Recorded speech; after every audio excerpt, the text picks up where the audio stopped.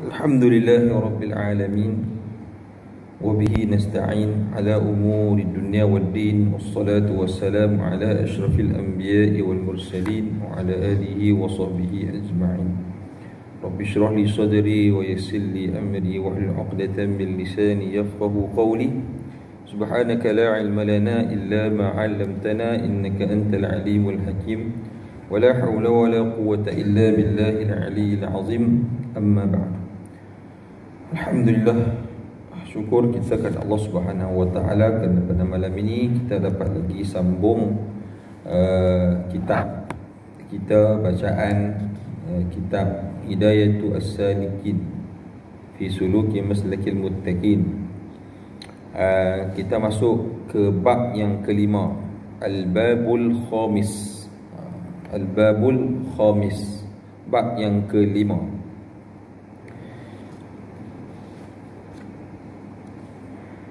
قال مصنف رحمه الله تعالى ونفعنا به وبعلومه في الدارين آمين يا رب العالمين. في الطاعات الباطنة، في الطاعات الباطنة. Bab yang kelima pada menyatakan segala taat yang batin, yakni ibadah yang di dalam hati. Cerita pasal ketaatan ibadah yang di dalam hati. Mana kita tak nampak. Yang kita buat ibadah yang zahir, yang kita nampak, pergerakan tangan, pergerakan anggota tubuh badan kita. Tapi ini ibadah yang ada dalam hati ni kita nak buat macam mana?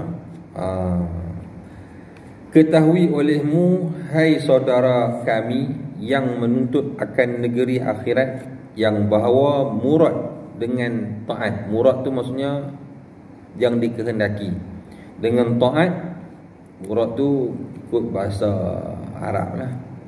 Murad, lepas tu dia daripada kata terbitannya juga tu murid. Murid tu bahasa Arab, penuntut. Jadi penuntut yang nak berkehendak. Murad yang dikehendaki dengan taat yang batin itu, iaitu segala perangai yang kebajikan, yang perangai yang baiklah, kebajikan, dan sifat yang kepujian. Sifat ini terpuji, dipuji, yang kepujian.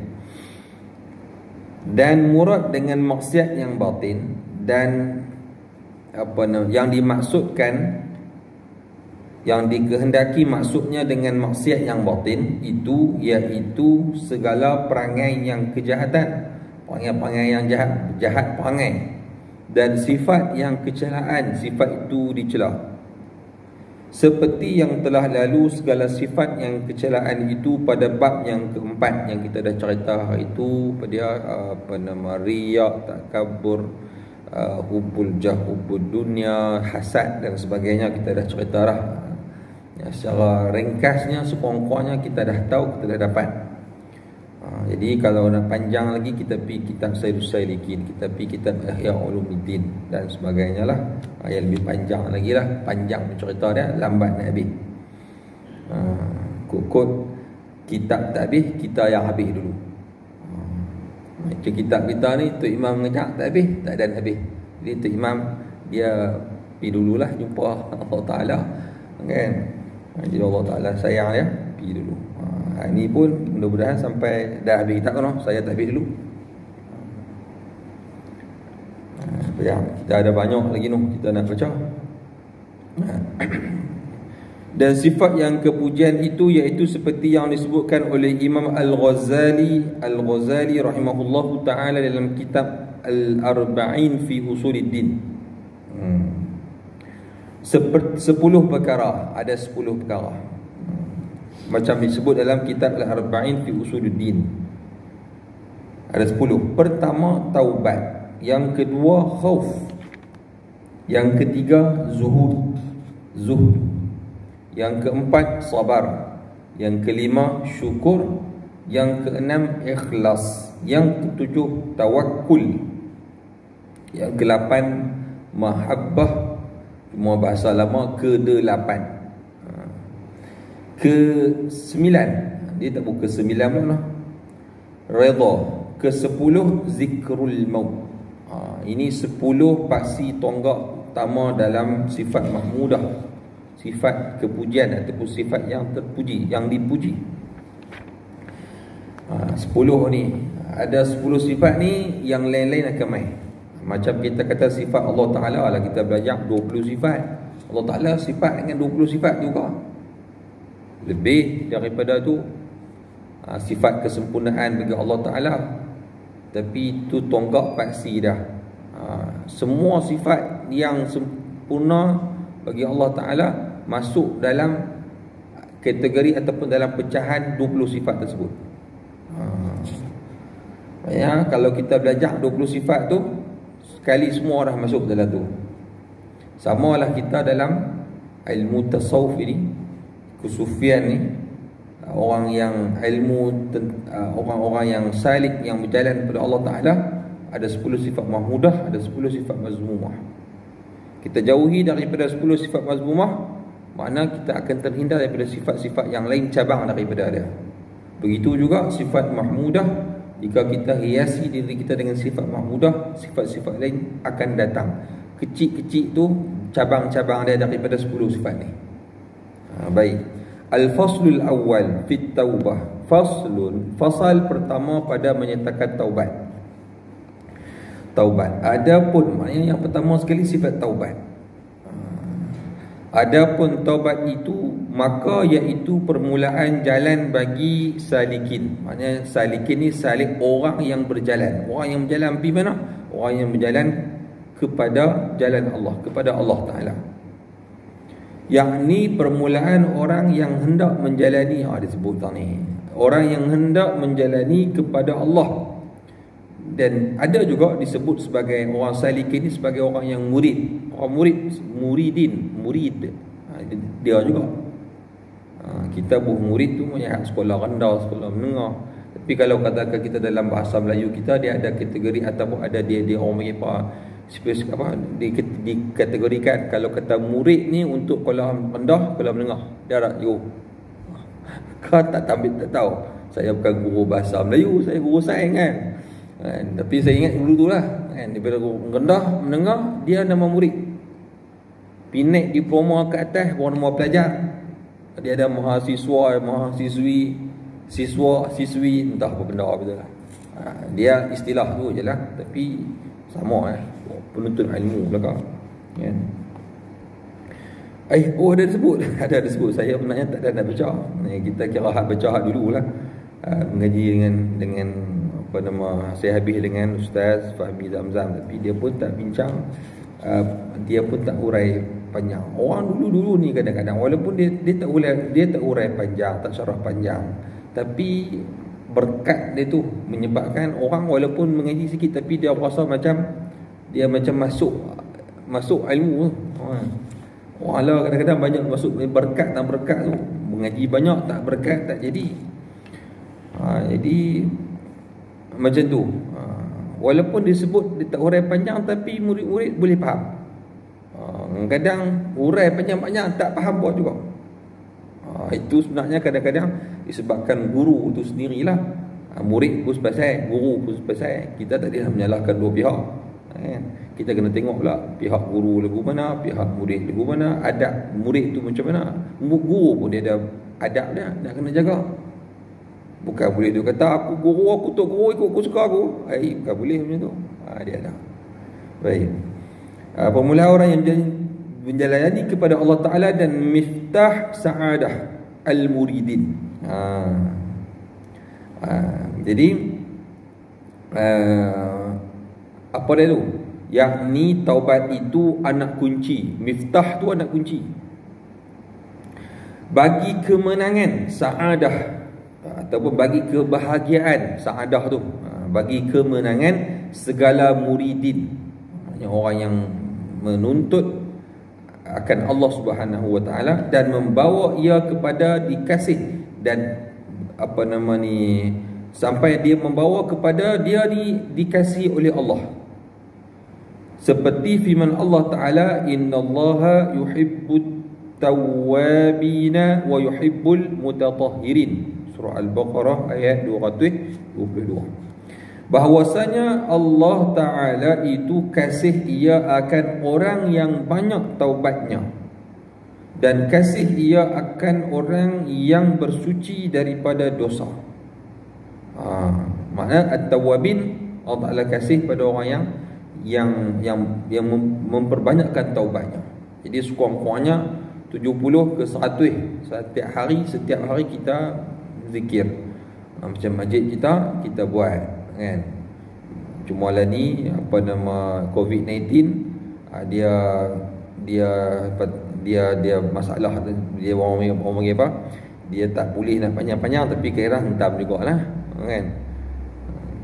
Tak apalah, kita nak bertaubat, ya. Akan taubat kalau tak ada pun, maksudnya kita sendiri ni bagi 100 lah, kan.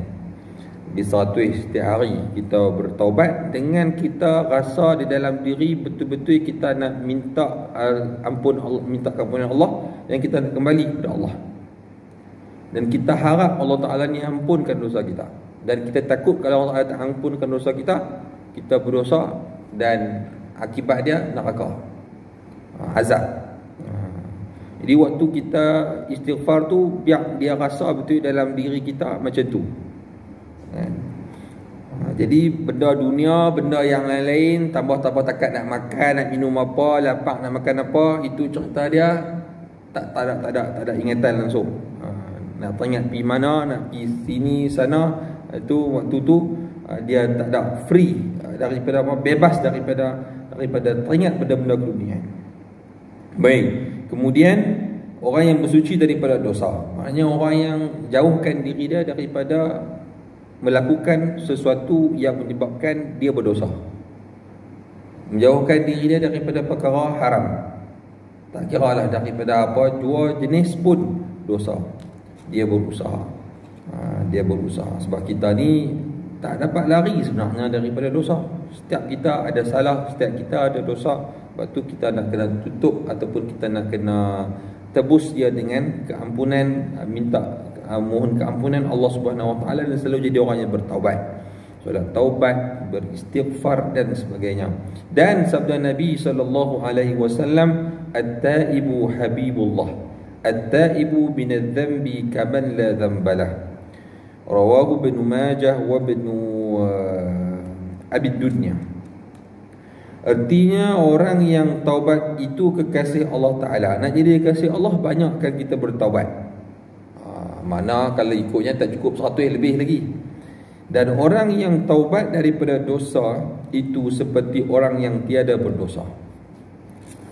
Jadi orang yang bertaubat, dia akan dekat dengan Allah Subhanahu Wa Ta'ala. Bila dekat dengan Allah Subhanahu Wa Ta'ala, maka ketika itu Allah Ta'ala akan berikan kepadanya anugerah yang berbagai-bagai, yang tak disangka-sangka.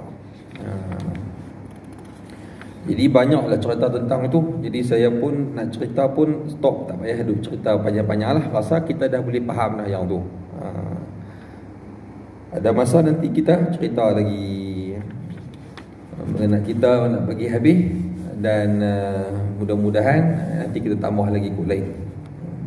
Sebab kalau kata kita nak urai panjang cerita dia, lambatlah kita nak habis, InsyaAllah. Syahdan, ketahui olehmu bahwasanya taubat itu wajib atas tiap-tiap orang yang mengerjakan maksiat. Taubat ni wajib orang buat maksiat, dengan dalil Quran dan hadis Nabi sallallahu alaihi wasallam dan ijma' segala ulama. Maknanya sepakat ulama, semua ulama sepakat, seperti firman Allah Ta'ala, wa tubu ila Allahi jami'an ayyuhal mu'minuna la'allakum tuflihun. Surah An-Nur ayat 31. Artinya, wa tubu, bertaubatlah kamu, taubat oleh kamu sekalian kepada Allah, ila Allah jami'an, semua. Ayyuhal mu'minun. Ayyuhal mu'minun dalam Quran, kalau nak ikutnya, dia tak ada alif. Ayyuha, dia ha simpul, tak ada alif. Di situ ada alif tak dalam kitab lama? Kau tak jumpa lagi? Tahu mana? Ha? Ada alif? Tak ada. Di sini saya ada alif. Di sini dia ada alif. Jadi kalau ikut Al-Quran yang kita baca Quran tu, memang asal Rasam Osmani tidak ditulis seperti ayyuha lain-lain tempat. Ya ayyuhan nas, ya ayyuhalladzina amanu. Dia ada alif. Ni dia tak ada alif, ha saja. Ada beberapa tempat dalam Quran yang dia tulis ha saja tanpa alif. Ayyuhats thaqalan, surah Ar-Rahman. Ada beberapa tempat sahaja yang ayyuha tak ada alif. Dia ha sanggui kan. Nah abang apa di sini ni? Nah abang ni bertobat pada Allah Taala, semua orang beriman ayyuha. Sebab apa tak ada alif? Sebab nak taubat ni dia mesti segera, dia mesti cepat. Jadi hilang alif tu. Allah Ta'ala maksud ayat ini dia cerita dia dalam kaedah kita nak faham ayat Al-Quran. Ziyadatul huruf tadullu ala ziyadatil ma'la. Itu dia punya kaedah dia. Bertambah huruf satu kalimah tersebut menunjukkan bertambah makna dia. Makna dia lebih lagi. Tapi kalau satu kalimah tu dikurangkan huruf, maka makna dia lebih kurang daripada ni. Contoh aja kita kata dalam surah Kahfi, siapa yang dah baca? Famasta'u. Ada kalimah dia ditulis ada ta. Walam yastati', walam tastati', wala tasti'. Dia beza dia ta. Awal tu ada ta, belakang tu ada ta. Dia makna lebih kurang sama, tapi sebenarnya maksud lebih mendalam dia tak sama. Wala tastati' tu tak mampu dengan cara rasa berat. Tak mampu tu dia berat lagi. Tapi bila wala tasti' tak ada ta, mana dia tak mampu juga, tapi dia dah kurang dah dari sudut beban dia tu. Macam tu. Macam-macam dalam Al-Quran, tapi itu contoh yang saya boleh bagilah. Samalah yang macam ni, ayyuhal mu'minun tu maknanya bila tak ada alif, tu maksudnya dia berkurang, dan dia menandakan di sini lebih kepada cepat ataupun kena bertaubat. Taubat ni dia kena segera. Dia tak boleh duduk lambat-lambat. Jadi kalau kita tulis pun ayyuha, tak payah kita nak bubuh terus, nak bubuh alif lah. Maksudnya ayyuha ha terus, tak payah kita nak bubuh alif lah. Jadi benda tu segera dan cepat. Abang nak isyaratkan kepada bila kita nak bertaubat kepada Allah Ta'ala, lebih-lebih lagi kita bila lepas buat dosa, maknanya cepat-cepat kita bertaubat. Okey. Itu antara kaedah lah. Ada banyak lagi lah kaedah-kaedah yang ada dalam Al-Quran cerita pasal itu. Maknanya untuk kita nak faham Al-Quran. Baik. Kemudian hai orang, segala orang yang mukmin, mudah-mudahan dapat kamu akan kemenangan. La'allakum tuflihun. Dan syarat taubat itu ada 3 perkara. Pertama, bahawa meninggalkan maksiat. Nak Allah Ta'ala terima taubat kita, tinggal maksiat yang kita buat tu. Kalau duduk tengah buat maksiat ataupun lagi nak buat lagi, lepas tu sambil-sambil tu duduk taubat, astagfirullahaladzim, tak jadi. Tak jadi begitu. Kedua, bahawa menyesal ia perbuatannya itu. Dia buat dosa, kemudian dia menyesal. Awaklah aku buat apa dosa tadi ni. Tu menyesal. Menyesal kita buat perbuatannya itu. Dia menyesal. Yang ketiga, ada jenis orang juga dia menyesal lah waktu tu dia buat dosa, lepas tu nanti buat lagi pula. Macam mana cerita? Taubat lagi. Ketiga, bahawa mencita-cita ia akan bahawa tiada kembali kepada maksiat itu selama-lamanya. Jadi dia bercita-cita, dia duk angan-angan, dia duk bertekad, berazam, dosa yang aku buat ni takat ni ya, lepas ni aku tak mau buat dah. Tapi kadang-kadang bahagian manusia buat juga. Payah, bukan perkara yang senang sebenarnya. Jadi kata ulama, walaupun kita dalam keadaannya tu kita buat dosa, kemudian kita bertaubat, kita sedang, kita bertaubat, kita menyesal, lepas tu buat pula banyak, lepas tu menyesal pula, tambahlah buat lagi. Jangan kita berhenti daripada taubat. Kerana satu hari nanti Allah Ta'ala akan bagi juga kita kekuatan, kita boleh tinggal terus dosa yang kita buat tu, apa-apa jenis je lah, ya. Jadi memang keadaan manusia memang dia akan ada dosa. Ada dosa ni lah sebenarnya menyebabkan kita sedar diri kita, kita kembali pula kepada Allah Subhanahu Wa Ta'ala. Kita sentiasa kita duk berasa diri kita ni kurang, lemah, hina. Ya Allah, aku ni lemahnya, ya Allah, pasal aku tak boleh nak tinggal dosa yang aku buat. Itu salah satunya. Jadi ringkas, ini jika ada dosa itu antaranya dan antara Allah Subhanahu Wa Ta'ala. Yang ni, yang 3 syarat ni nak bagi kita diterima taubat. Ini bila kita antara kita dengan Allah Ta'ala. Bila dosa tu antara kita dan Allah Ta'ala. Maka jika ada dosa itu antaranya dan antara manusia, tapi kalau dosa tu antara kita dengan manusia, kita dengan manusia, seperti ada yang dizalimi, seperti mana kuku ada kita duk zalim orang. Contoh kalau kita majikan, kita zalim kita punya pekerja, ataupun adik-beradik sama adik-beradik, ataupun kawan sama kawan, tak kiralah apapun, ataupun peniaga dengan customer, kan. Dizalimi itu harta orang, harta, maka tak kiralah harta dan sebagainya, maka tambah olehmu syarat yang keempat. Yang 3 tadi tambah 4, iaitu hendaklah mengembalikan akan hak orang yang dizalimi itu. Kalau kita pernah zalim dia, kita kata kalau sudut harta RM1,000, kita biasa mohong dia RM10,000, maka kita nak kena kembalikan balik. Betul, nanti ada orang tanya pula, macam mana cerita ni 10 tahun lepas, saya pun tak tahu orang tu pergi mana, buat lagu mana pula dah. Yang pertama.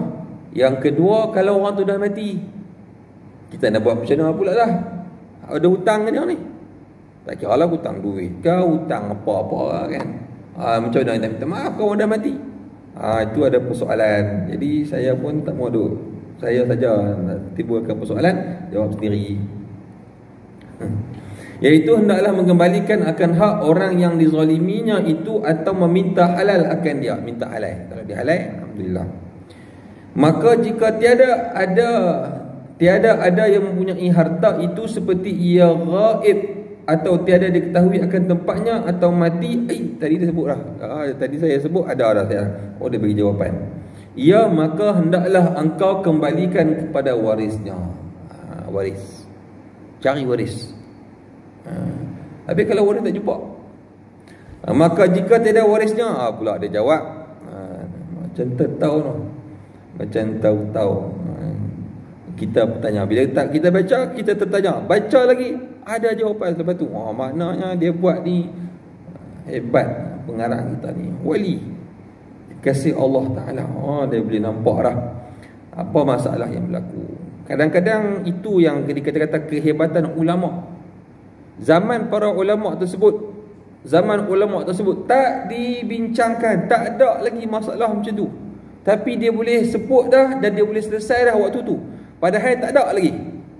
Ni ahli fiqh, fuqaha, orang yang dalam tinggi ilmu, bila mai dia baca sesuatu benda, dia mai bedah persoalan. Sebab tu depa ni tak habis-habis, depa dengan kitab depa, kita dengan buku, kadang dengan orang pun tak beli.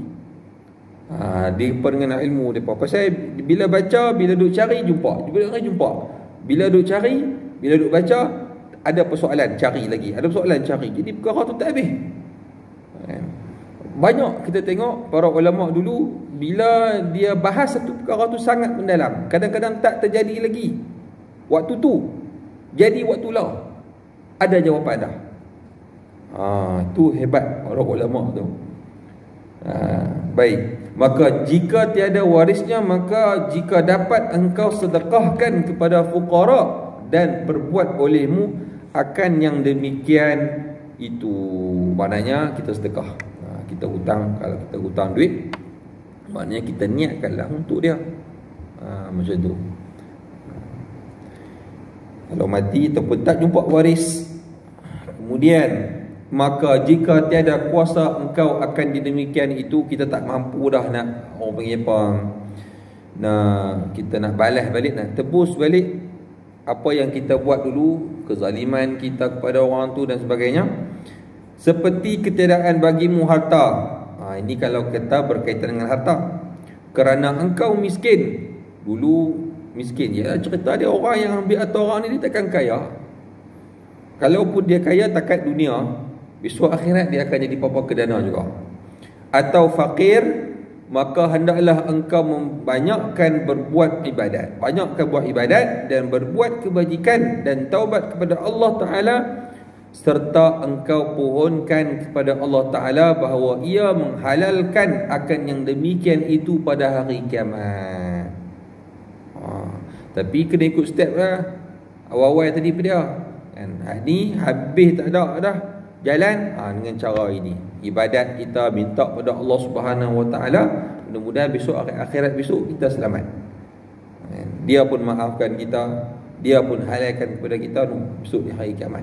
Itu yang kita nak sebelum kita mati. Antara doa yang kita boleh doakan, yang kita kena mungkin doakan, yang mungkin kita kena doakan ialah kita besok nak mati dalam keadaan dah tak ada apa-apa hutang langsung pun dengan manusia atau dengan Allah Ta'ala. Tak ada apa dah. Maknanya kita pi dengan senang, tak gaduh nak apa dah. Tanya hutang, semua selesai. Apa pun tak ada. Apa pun selesai. Maknanya kalau kata tak selesai lagi, jangan maki-mati Allah. Macam tu lah kita kata kan. Pasal nak selesaikan, tidak letih kita duduk dalam alam barzakh. Tak selesai kita punya urusan dunia kita. Jadi bila kita nak tinggalkan dunia, biar pi apa saja urusan dalam dunia tu dah selesai. Kita nak bawa akhirat ya. Dan jika ada dosa antaramu dan antara manusia itu membunuh, bunuh, nak minta maaf lagu mana, akan orang atau melukakan akan orang, maka hendaklah engkau serahkan akan dirimu itu kepada waris mereka itu, atau engkau pinta halal kepadanya.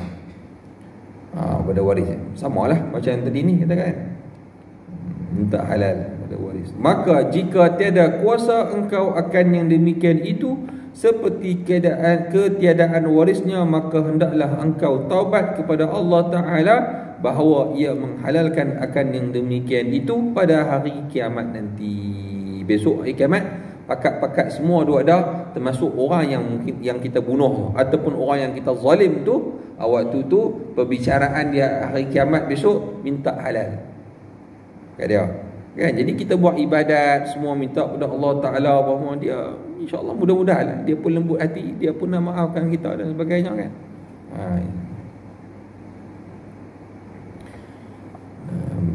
Takut kiamat tak selesai, jenuh kita. Ini yang saya teringat almarhum Tuan Guru Ni Aziz. Jadi dia meninggal tu, sebelum meninggal tu dia kata dia ambo maafkan semua hak yang buat salah kat dia. Tak apa.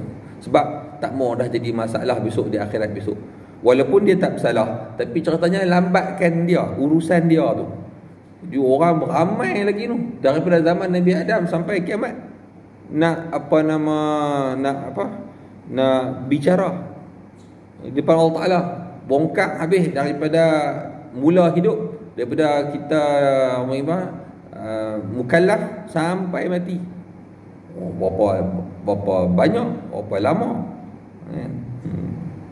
Kemarin pi Longwan, saya tak turun kereta, kadang malas turun kereta. Isteri lu turun kereta, beli barang buh dalam kita sorong tolak tu. Orang ramai nak tunggu satu scan satu kali. Kalau berbaik payah kita dah kalang kabut nak je kan, tinggal datang tu kata masuk dalam kereta pergi beli tali. Pasal apa? Pasal dah lambat sangat kan. Lambat sangat kadang kita tunggu sampai dekat nak maghrib lah kadang. Macam-macam lah. Kadang kereta banyak, kadang nak tunggu tu dia pakat-pakat semua duduk depan tu dengan penuh semua. Apa benda orang panggil troli tu penuh semua. Tu dia Bayangkan besok dia hari kiamat besok, setiap orang tu dia macam-macam amalan baik, amalan tak baik lah, apa semua tu bukan satu troli lah. Satu lori dah perasan. Bukan satu lori, mungkin berlori-lori. Yalah, panjang lah masa kita duduk tu, 70 tahun, 80 tahun mungkin. Lagi banyak umur, lagilah banyak kita nak kira. Jadi tu tara yang hak masuk long one, masuk supermarket, masukkan lama mana pun setengah jam ya, penuh troli. Nak scan pula satu tu dia. Hak yang depan tu dia buat lambat pula. Jenuh kita ada tu. Tapi ada lah di hari kiamat besok ni, apa nama ni, ada orang yang dia tak gaduh, lalu dah kod kaunter nak kena scan, terus pergi. Menteri-menteri lah, ini menteri lah apa semua tu kan. Ini lalu terus di akhirat besok ni ada orang yang dia 70 masuk syurga tanpa hisap. Dia tak lalu dah benda yang begitu. Tapi orang yang bagus sungguh lah, maknanya mereka tu tetamu kehormat. Orang beriman besok di akhirat besok dia pergi kepada Allah SWT, disebut wafda. Macam mana? Wafda ni maksudnya sebagai tetamu kehormat Allah Ta'ala. Jadi takkanlah nak cek apa mana, jadi masuk terus ya ke syurga. Macam tu 70 wafda disebut. Siapa wafda?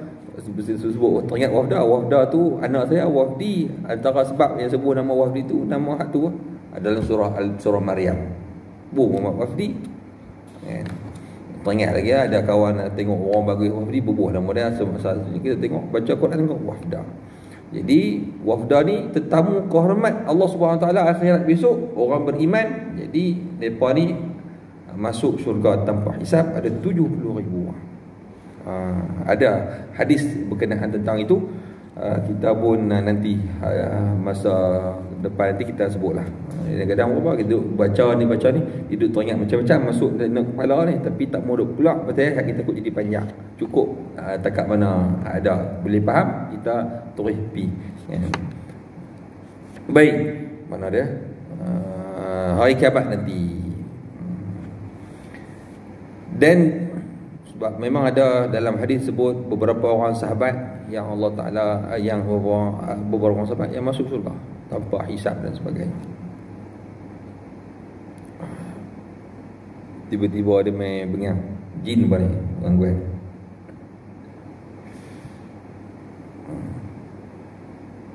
Bunyi subsiu besing.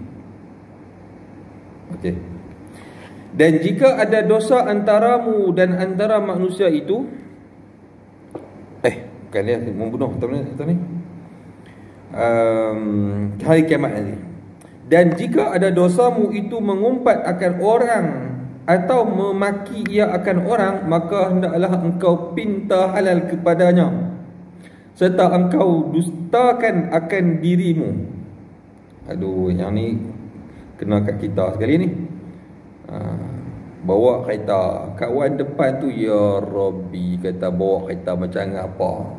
Kadang-kadang tu bising dalam kereta tu. Lepas ingat duduk tengok cerita orang putih tu, ada hak yang hebat-hebat tu. Ada cerita orang putih tu, apa nama, saya teringat apa, Fantastic Four. Ni orang muda-muda, orang tua-tua tak pernah nak beritahu ini ni. Lepas tu tahu Fantastic Four, dia orang. Seorang tu dia ni tangan panjang. Tangan dia boleh panjang tu macam Energizer punya iklan tu. Jadi kita duk teringat kalau aku ni jenis macam orang yang dalam Fantastic Four tu, buka tingkap, suara tangan pak bagi, nampak bagi kawan duduk depan tu kan. Tapi tak boleh lagu tu lah. Dah nampak lagu tu, rasa lagu tu. Satu, yang kedua dalam anggota Fantastic nak sebut pun payah. Fantastic Four tu ada hak yang seorang tu jenis badan dia jenis boleh terbakar. Ni kereta ni perasan jadi boleh bakar ni, bom api tu bakar kereta meletup baru tahu. Kadang-kadang dia macam tu. Ni kita nak buat guna ni. Duk berasa kadang lagu tu lah kan. Tadi pun ada agak, tiba-tiba kawan break menyakak. Tadi kat jalan tu Kembang, Saya singgah saya beli capati kan. Oh pula mampu era kata nasib baik tak berlagak sikit lagi kereta tu dia kona apa U-turn tengah jalan tu, kereta kawan tu laju jadi tak dan. Apa lagi kawan tu hon marah tak kira apa kita nasib baik tak jadi apa-apa. Kita jenis takut kalau accident apa tak nak berani nak turun. Tengok ada orang sedan ni turun penuh, tu jenis berani. Kita tak berani tu, tengok aku patah tangan, darah tanu berada tani. Baik, masuk dah waktu. Panjang cerita pasal taubat ni. Tak panjang, ada sikit lagi ni. Habis dah. Dan jika tidak dapat engkau akan demikian itu, maka hendaklah engkau bertaubat pada Allah. Jadi hak berasa macam duduk dalam kereta tu maki hang sana sini, yang kadang-kadang duduk traffic light, apa kata dia lambat sangat, tengok handset dah tu kan. Hijau kita pun hon kan, bawa kawan tu sedap, kadang kita dah kelang kabut nak pergi sana tu kan. Apa duk masa pun duk ligan kan, duk ligan masa. Jadi kita bertaubat pada Allah Ta'ala. Jadi kita takkanlah nak minta maaf dah. Kalau kereta tadi ni kawan tu dah pikuk ni, kita pikuk ni tak jumpa dah kan. Nak buat lagu mana? Kita pun tak kenal siapa.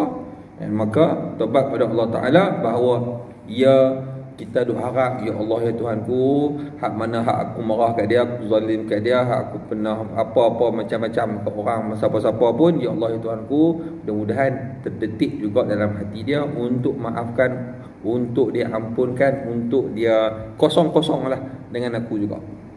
Jadi kadang-kadang kita terdetik, kita pun kadang-kadang terdetik, teringat, aku maafkanlah, aku ampunkanlah aku, siapa-siapa yang pernah buat dosa kat aku. Mungkin ketika itu ada orang yang dulu tu biasa buat tak baik kat kita, dia pun dah insaf, dah bertaubat, dia pun doa pada Allah Ta'ala apa semua, menyebabkan kita terdetik nak ampunkan dia, nak maafkan dia. Boleh jadi macam tu. Macam tu je kita. Ada salah kat siapa-siapa, kita pun doa, ya Allah ya Tuhanku, moga orang yang siapa-siapa yang bisa aku buat zalim dekat dia, moga dia maafkan aku. Walaupun tak berjumpa, tapi dia di sana akan terdetik untuk dia maafkan siapa-siapa saja. Mungkin dia pun dah tak ingat ketika itu. Maafkan orang. Menghalalkan akan demikian itu pada hari kiamat. Ni pertama yang menghalalkan, ia akan demikian itu pada hari kiamat. Ni kalau tak di dunia pun besok ni di hari kiamat nantilah. Kadang dunia pun dah selesai dah. Cuma kadang-kadang kita pun tak tahu. Baik. Tapi yang dah mati, cerita dia hari kiamat nantilah. Dan jika ada dosamu itu khianat kepada isteri orang, atau kepada anak orang, maka iaitu sangat susah. Tu dia. Jika engkau meminta halalkan akan yang demikian itu, nescaya membawa kepada fitnah yang terlebih besar daripada demikian itu. Nak cerita panjang bunyi loceng ni. Maka tiada jalan akan yang demikian itu melainkan taubat kepada Allah Ta'ala, bahawa ia menghalalkan akan yang demikian itu pada hari kiamat nanti. Khianat kepada isteri orang, maknanya dia ada kes, dia ni berbuat jahat ataupun berzina dengan isteri orang.